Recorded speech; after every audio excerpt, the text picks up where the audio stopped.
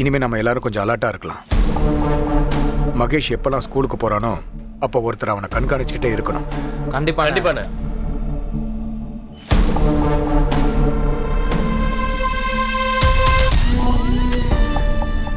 என்ன யாருக்காவது வெயிட் பண்ணிட்டு இருக்கியா? யாராவது வராங்களா? நம்ம புலி தான் ஏதோ முக்கியமான விஷயம் எங்கே இருக்கேன்னு கேட்டான்.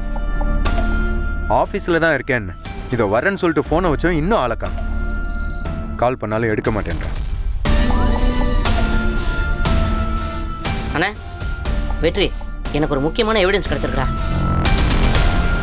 ஏய், உன் பேரை புலிக்குட்டிங்கிறதுக்கு பதிலா பேசாம மிஸ்டர் எவிடன்ஸ்னு வச்சிருக்கலாம்டா.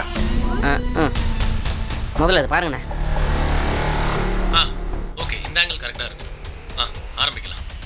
நான் இன்னைக்கு என்ன திருக்குறளும் அதோட பொருளும் சொல்ல போறேன்னா, கல்லாமைங்கிற அதிகாரத்துல இருக்கிற ஒரு குறள், களவினால் ஆகிய ஆக்கம் அளவறிந்து ஆவது போல் கெடும்.